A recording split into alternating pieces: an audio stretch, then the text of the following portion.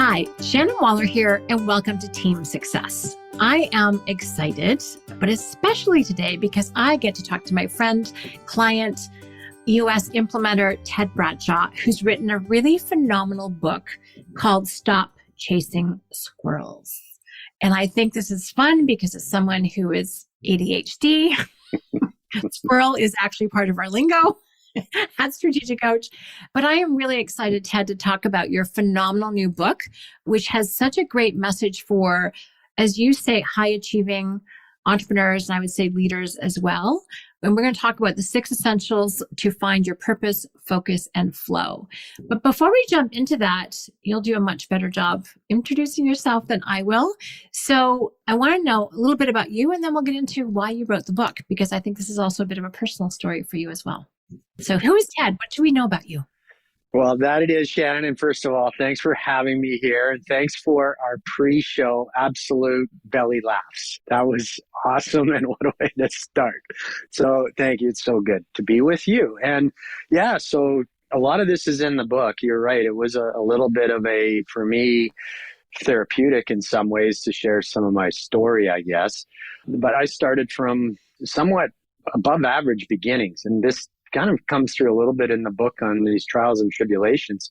But we were from Toronto, so you know it well, middle upper class family that, you know, the swimming pool, et cetera, the vacations and all the rest of it. And then we lost it all. So it was bankruptcy. It was not good. So this was somewhere between the ages of 8 and 12. And so parents divorced. That was tricky. So skipping between all of those years and all the things that happened, I found myself going to school for business because I'd always been, pulled to it. Early 90s, graduated, couldn't really find a job. The recession was raging.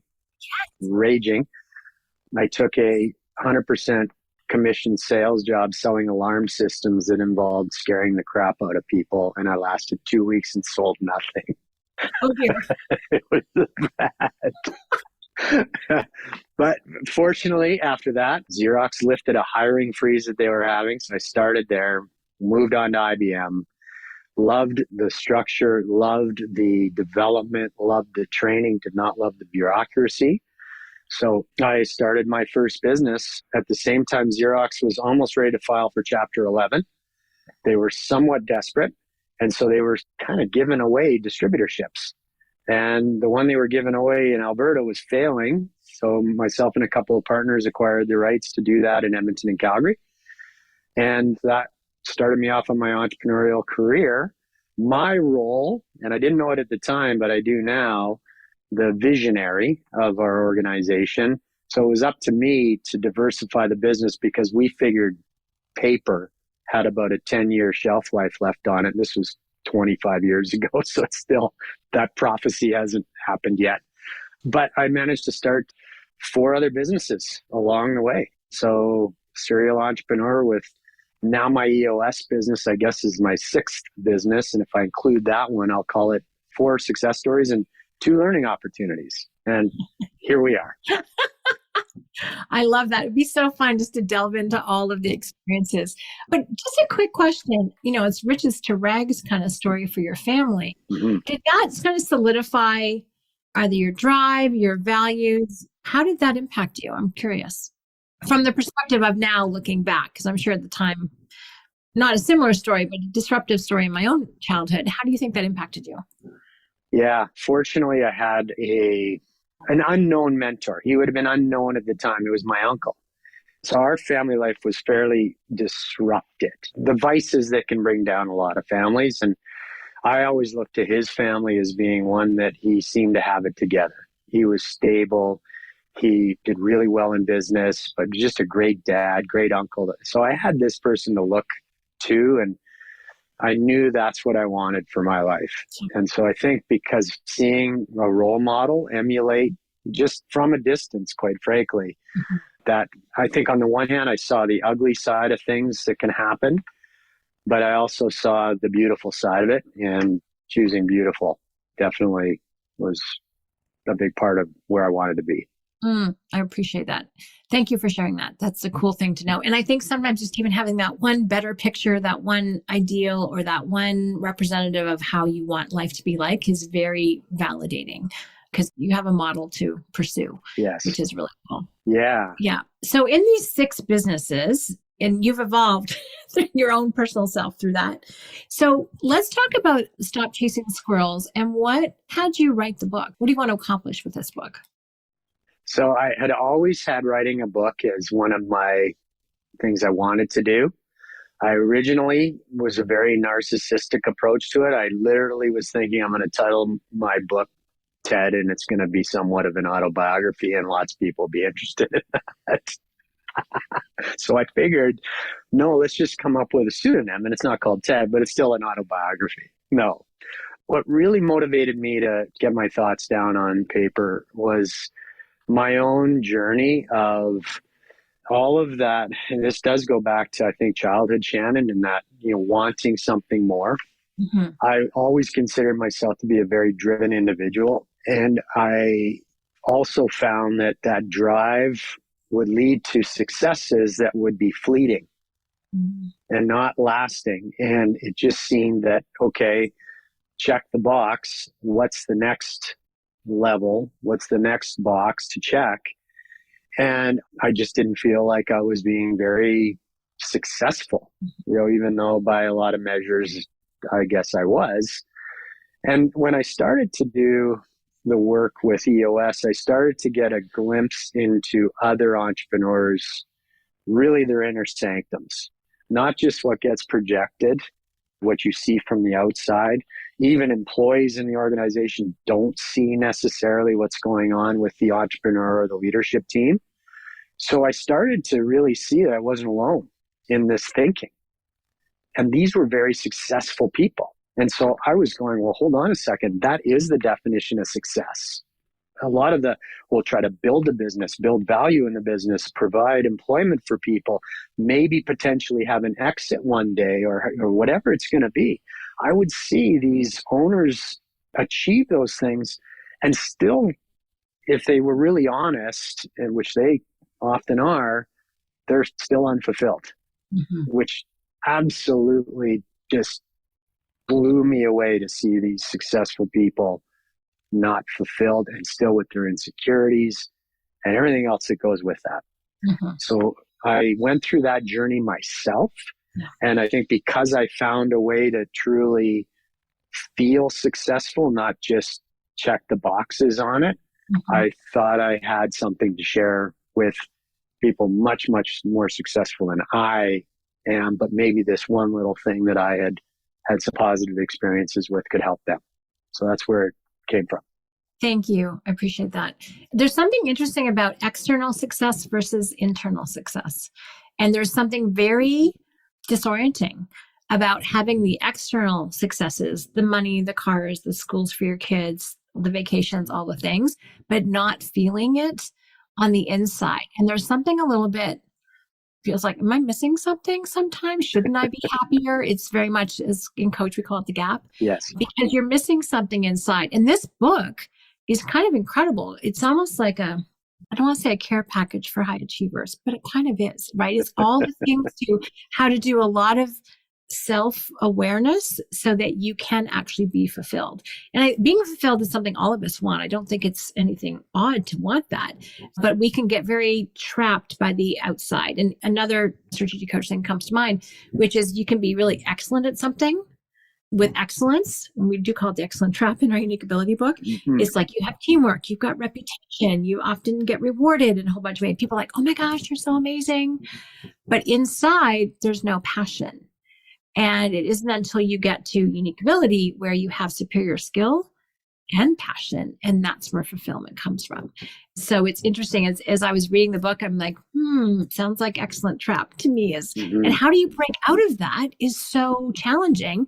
And your book, to my mind, is like step-by-step way in which to do it, which is so powerful. So let's talk about Stop Chasing Squirrels. What are squirrels and why should we stop chasing them? Yeah. Well, Shannon, I'm looking at your 3295 Colby right now. So pretty much you've probably in the last 30 seconds, you've observed squirrels in your brain. at least a couple of times. So this saying has been around, there's a squirrel jumps over the hedge and right away, and then another one darts out and the dog's running around in circles. And I literally saw this happen with my son, Spencer. I think he was 7 years old at the time. We were in our backyard and he was really focused on something. And he can get really focused. And he was, whatever it was, some sport he was playing or something, he's running after the ball. And a squirrel darts out from underneath the hedge. And I kid you not, Shannon, he literally stopped chasing the ball, right?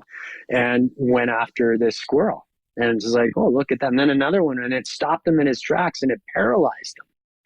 Right. Mm-hmm. So the friend he was playing with, of course, was able to take the ball, and they might have been playing soccer, and then scored, right, on Spencer. And it all happened because he got distracted. Right. And I looked at that and I said, Spencer's a competitive kid. He recently did Strengths Finders, and it was like dialed in on all the things like winning and all the rest of it. So you can be really competitive. You can be really capable. You can be really capable of focusing. But if we let ourselves chase the next shiny object because we have these ideas and are constantly thinking it could be better. And I think that's part of the nature of, as we were describing earlier, I reached this goal and now what? Yeah. There's always this thing, and strategic coach, it is your future is brighter than your past. Mm-hmm. And I love that. But even in that, that's telling you, okay, it's going to be brighter. Where's the bright object that's going to get me there? Right. So we can fall prey innocently, and we just have to be careful because we can't chase every opportunity that comes our way. I mean, we could, but we aren't necessarily going to be as successful as we could be if we focus. Right. Just another interesting thought I just had talking to you about this, as someone who 9 quick start, 2 follow through, so there's no brakes on the what is that? How I call it? Yeah. Oh, Ferrari engine with bicycle brakes. A great description for ADHD. That's pretty good. And I come by it naturally, which is totally fine with me. And I actually do think it is a bit of a superpower because hyperfocus is another actual capacity. Most people don't know that. These are hunting instincts. We just happen to live in a farmer's world. So how do you harness these talents and instincts in a way that will serve you as opposed to not? Because when sometimes we pursue all these opportunities, and this kind of ties to your mindset you talked about earlier, it's like we're actually coming from scarcity. We're coming from, this one isn't enough. This isn't good enough. This one's going to be the one, right? As opposed to recognizing there's abundance of opportunities. There's an abundance of things that we can do. How can we actually make a decision and make that decision right?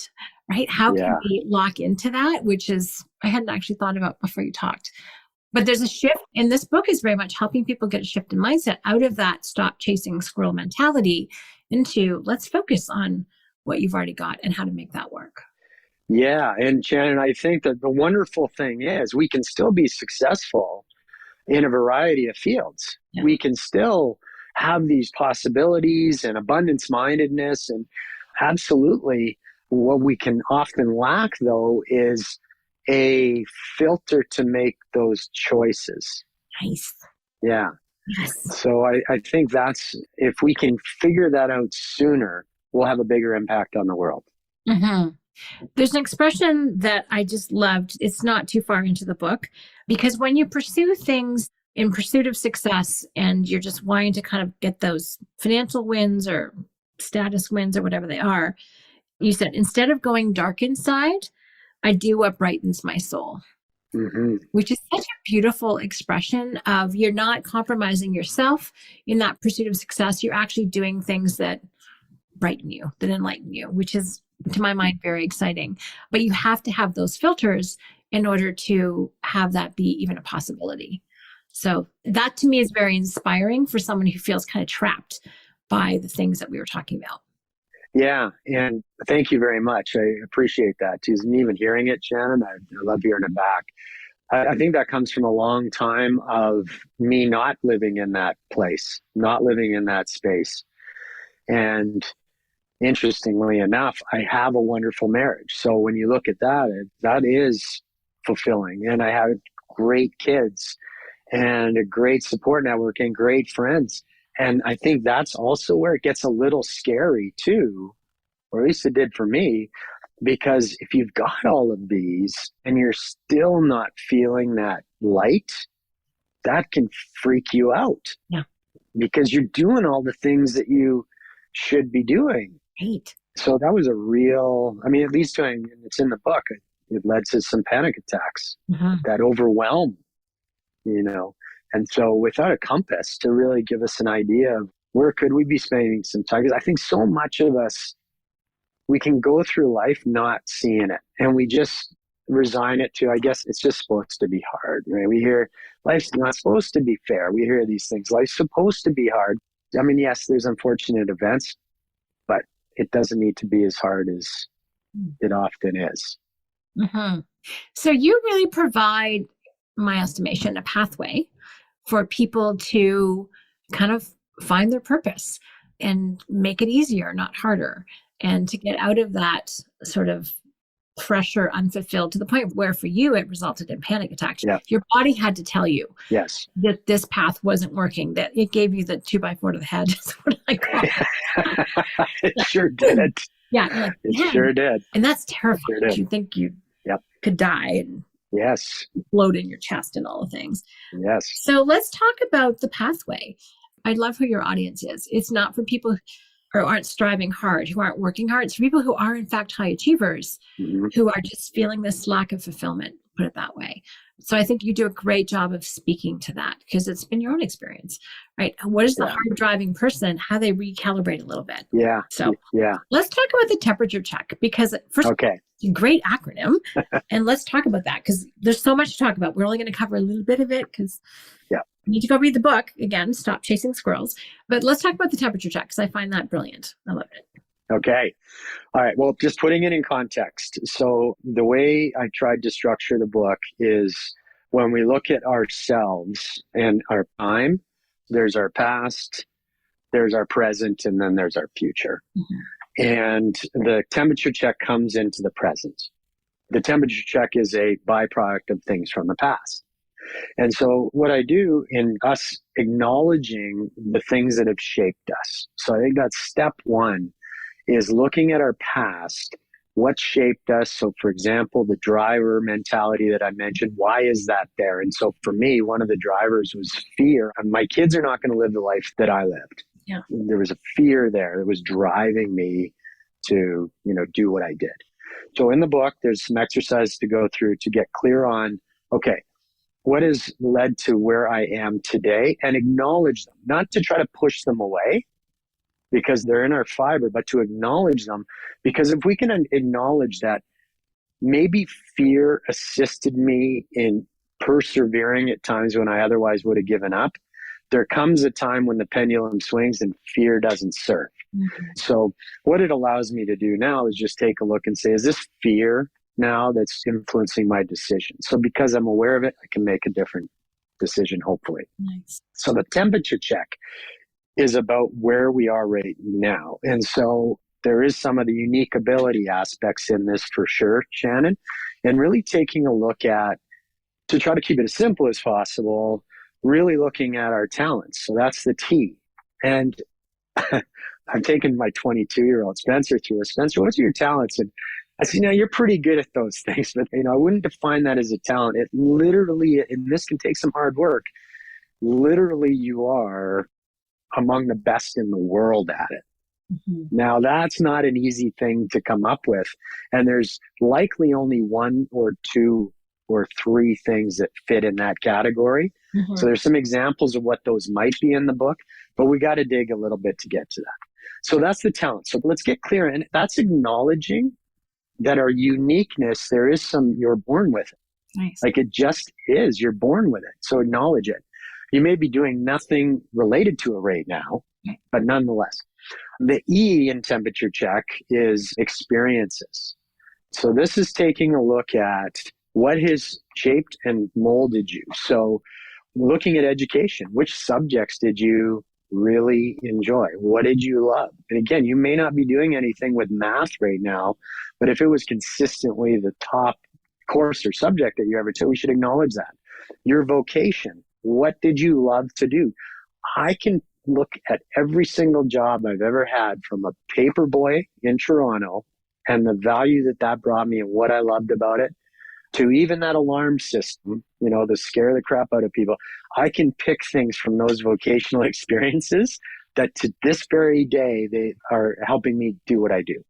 So acknowledging those, your family. So we can't ignore it, good, bad, or otherwise, the positive mentorship of my uncle, the negative reinforcement from my father, quite frankly. And so I acknowledge those things. And I know that resilience has come from some of those negative experiences. So those experiences in our life that have shaped us, it's really important to take an inventory on those. The M is motivation. This one can be a little bit soul searching, and we have to be honest with ourselves. What are we motivated by? Mm-hmm. And really be honest about it. And sometimes these are those things that we don't speak, mm-hmm. but it's in there. So are we motivated by, do we want to be number one? Are we motivated by money? Are we motivated by, number of likes on Instagram? And then getting to the deeper why on what is it about those motivations? Yeah. So get really clear, and again, embrace them, embrace these things. And then personality. So all of those assessments that we do from Colby, like we were talking about earlier, Strengths Finders, DISC, 16 personalities, as many of these assessments that we can take to help us inform ourselves is really important. And then also embracing the inner introvert, if that's what you are, or extrovert. So some of these areas. And then finally, strengths. There are assessments like Strengths Finders that helps, but this is a little bit more maybe base level than that. These are those things that maybe we weren't the best at, but because we have got miles on the road, we've become extremely good at them. Mm-hmm. And they are strengths of ours. Mm-hmm. So that's the short form of temperature check, those temps. And when we can take that past, those drivers, and we can connect them to our temperature check, and then the third, so that future, I talk about core values, the priorities, the legacy you're looking for, the message you want to share, and the community you want to serve. Mm. All of those comprise purpose. And that's the definition I use to get us in a place. And I had metaphor in the book as a backpack. So all of that, you stuff it in your backpack. And when you start, you have overpacked. And so you have to start the journey. Right. Some of that stuff's not going to make the journey, but you got to start, take the first step. And so that's how temperature check plays into purpose. I love it. It's so great. And the book is really, when I talked about a care package earlier, it really is this guide.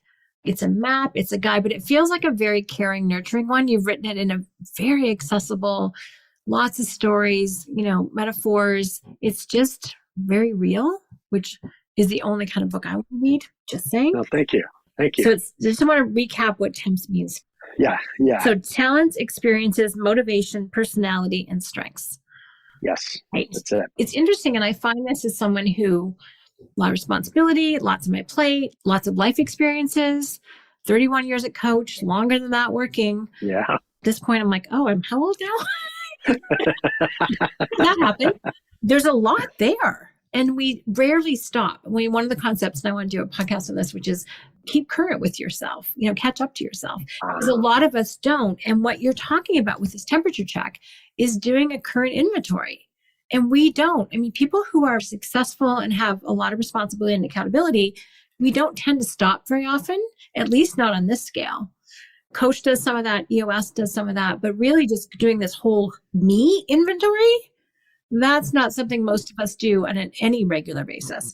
What a great thing for a clarity break or several. It's a great, and Shannon, you are absolutely right. The different stages of life, you're going to have different perspectives. Mm-hmm. Again, that's why that backpack changes. That's why those things.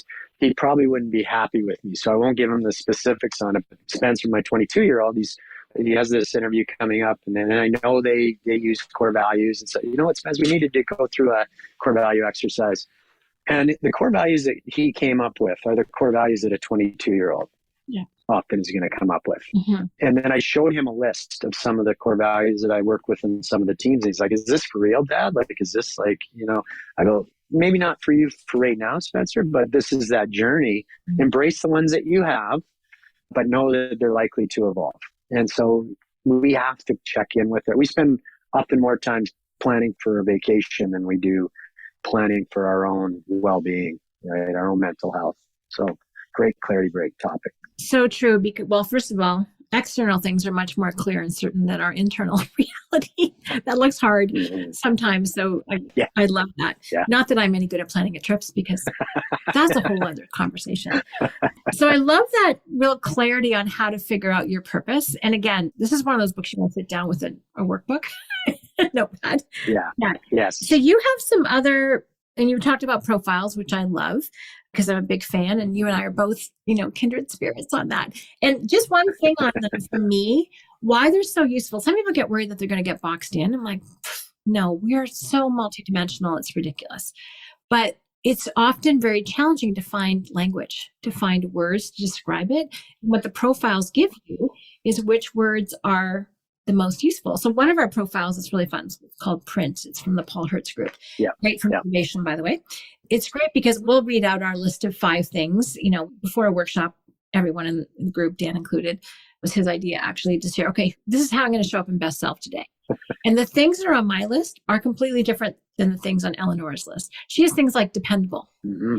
I have things like charismatic. I laugh out loud every single time because I'm like, none of her words are on my list and none of my words are on her list. Right. But that language that's common is so vital. Like it's consistent between different people. I find that just huge. So thank you for that. But I want to make sure that we have a few moments to talk about the 6 essentials. Mm-hmm. We'll have time probably only to dive into 1 or 2 of them. Yeah. But can you say what they are? And then we'll pick 2 that are your favorite today. Because there's a lot there. Because I think they're all really important ideas to touch on. Some of which we think we know, but when you put them all together, it's like you need all of them. Yeah, because one thing you said, I think it bears just a quick little note on. Those profiles, they also give us permission to be who we are. Yes. Right. And so that's so important. That can be validating, confidence building, all of the things that strategic coaches, we go through that, the 4 C's, for example. It's confidence building. It gives us permission. So just wanted to add, that's really important. The 6 essentials. This has come from all the best laid intentions. What happens? What happens when someone is so, we set our goals and I'm going to do this, and whatever it might be, it could be weight loss. It could be spending some time with a family member. It could be whatever it is. It could be our food that we put in our bodies. So for whatever reason, we have a heck of a time, many of us, following through, regardless of our follow through on Colby. Well, how high are the stakes if we feel we've got a pretty good handle on our purpose and we know that's the path towards everything we talked about earlier in finding that light, finding that place that fills you up, that place of fulfillment? How important is it that we don't fall short of it, or that we somehow see it, but yet we can't start to move in a direction of actually realizing it? Mm-hmm. It can almost have the opposite effect. Forget it. Unfortunately, I think the self-help industry is rife with all of this and somewhat temporary fixes. You can feel good for a moment until, as Mike Tyson says, your game plan goes out the window. You have a game plan until you get punched in the face, right? So the 6 essentials are there to keep you on track. Right. They are the guiding mechanism. So the 6 are, and imagine purpose at the center, okay? And surround your purpose are your guardrails. These are what's going to keep you on track. Mm-hmm. Tending to your mind, mm-hmm. your body, your soul, mm-hmm. tricky one, soul, your nutrition, mm-hmm. money, and relationships. Okay.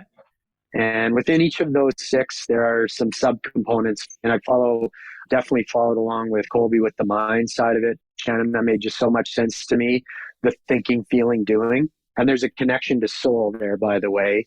There's our spirited mind, there's our appetite, and there's our logical or rational. Same connection there, but it's coming from a different place. Ultimately, with the 6 essentials that I have found is they work to balance each other. Mm-hmm. And if one of them is not as strong as it can be, all of our best intentions, we're not going to quite be able to get as far as we could if all of them were. And we often tend to neglect them. I won't even call it the weaker ones, but I'll call it the scarier ones. Oh, tell me about the scarier ones. That sounds fascinating. So, and everyone's going to be different on this, where their demons lie, so to speak, or where that they just can't get over that hump. And it could be related to the mind, where someone can't get out of their own head. They just can't get out of their head. So it's, well, then that's just me, right? And they kind of, just neglect it. Challenges with nutrition, just eating properly or paying attention to the things we're putting in our mouths and having the right frame of mind. They tend to be these vices that we fall back into. Another assessment are these saboteurs, positive intelligence. And if something's not going as well as we'd like it to go, our reaction is often, I'll use alcohol as an example. Alcohol can be used as, I'm just going to have a couple glasses of wine, right? If it was a tough day, I'm going to have a couple glasses of wine. Where maybe the thing that we actually needed to do was get out and go for a walk, get out and, go do something. So we kind of sabotage ourselves. And so some of these scarier ones are the ones that we are challenged in. I find many of us, and when I say us, I mean high achievers, we tend to, our strengths compensate for our weaknesses. Yes. And so we can absolutely still perform well. We can still operate at a high level. We can still show up as being, again, to everybody else, very, very put together. Yeah. Invariably, there's something going on because this is life. I'll use a strategic coach example for a scary thing for me right now. Yeah. So one of the first coach sessions with Dan was talking about growing and the people around you. Mm-hmm. And they have a choice, or you have a choice rather. You are going to grow and they are going to grow with you if they choose, or they are going to choose not to grow and you are going to choose not to grow because you do not, want to move without them. And these could be people very close in your life. Yeah. I have a friendship right now that in the first couple of years with coach and in doing this work was absolutely fueling a lot of what I needed. And this is the relationship essential. And over the past 6 to 8 months, despite my best efforts of trying to keep this friendship where I would like it to be, I don't think he's interested in it. And that's a scary place to be.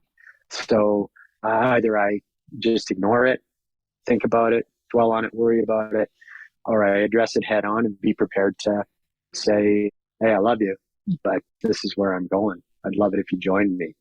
Yeah. It's scary. Thank you again for sharing that, because I think a lot of people, I know I can relate to that. I can relate to some friends I've fired because we didn't share the same values, which is a very odd thing to say. No, we don't normally fire our friends. But it can be tough when you end up leaving people behind and you feel that sense of loss. They probably feel it too from a different mindset, I would imagine, or just confused, if not resentful. Yeah. It's really interesting. So that's a key point. So thank you. Yeah, relationships. First of all, those 6 are just spot on. Like it's plates spinning in the air, right? We have to keep them all going. We're running around trying to keep them going. Our strengths do cover it, but per Print and Clifton Strengths and others, any strengths taken to an extreme becomes a weakness. And so we can overcompensate and we don't actually sometimes do the work necessary to handle our relationships or our relationship with money or whatever it might be, or the soul part, which I'm sure is another question mark for some people. I think that's profound. Oh my gosh. Well, I don't want to keep you too much longer, but this has just been such a great conversation. So is there any last thing that you want people to know about the book? Who is it totally a right fit for, or who should you get it for? If you know someone who's looking at that particular angle, what are your kind of closing thoughts on this? So Shannon, this has been interesting. What I've seen over the last 3 months since the book has been released, I've really seen it starting to resonate with leaders that want to develop. So working on getting to the next level. Now, whether that's either the leader at the top of the leaderboard, right? That owner, that entrepreneur, that CEO, that's looking to grow still, regardless of the successes they've had behind them, or that next generation that is looking to grow. So I would say this is for anyone that identifies as a high achiever. You are motivated, you are looking to grow, but you know that maybe the advice you've been given, where you learned in school, or what you're seeing on TikTok is not maybe as helpful as you hoped it would be. I think that would be a great audience. Or for anyone out there that knows someone in their life that's maybe, again, motivated, wants to achieve, but isn't sure where to start. I love it. That would be a good audience. I mean, if you're listening, you can't see me, but I'm like cheering as you're saying that. I was like, yes, this is my audience.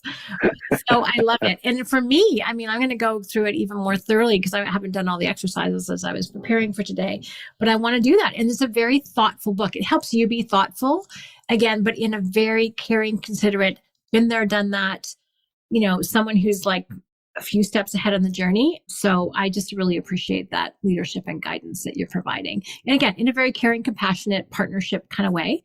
So it's just so real, and I love real. So that's awesome. Well, thank you, Ted. This has been awesome. I love all the fun that we have. Both of us were really looking forward to this conversation. So I'm glad we got it on the calendar. And just please, my advice, having read the book, go get it. It is one of those books that will be super helpful if you want to keep growing. And if you're a high achiever, well, my motto is grow or die. Our motto at Coach is always be growing. Yep. And our motto inside our team is grow or go. So it's totally in with all of that. I'm going to R&D that one, Shannon. I'm ripping off and duplicating that. Totally. I love it. But it's true. Again, thank you for writing such a great how-to care manual for high achievers, because I don't think sometimes we get that many. I just appreciate all the wisdom and the care, and also validating that it's okay to have your soul be happy as you're high achieving. You don't have to have one or the other. You can have both. And I think that's a very powerful message. You can always do things, as you say, that brightens your soul. So thank you, Ted. This has been an absolute pleasure. Well, thank you, Shannon. And I really enjoyed this. I always enjoy our conversations, and absolutely, Strategic Coach has been a big, big part of why I was able to get this book out there. So thanks so much for your kind words. My pleasure. If anyone wants to get in touch with you or ask you more questions, how can they do that? How can they get a hold of you or get a hold of Ted? Ted, yeah. So www.tedbradshaw.com is going to be the easiest way. My socials are on there, but I think I'm on all the socials, Ted Bradshaw as well. So you should be able to find me pretty easily that way. Just the name. Yeah. Nice to have your own website. I like that. Glad you grabbed that URL. Yeah. Awesome, Ted. Well, listen, thank you so much. Love our teamwork and partnership always, and can't wait to see you at the next workshop. Me too, Shannon. Thanks so much.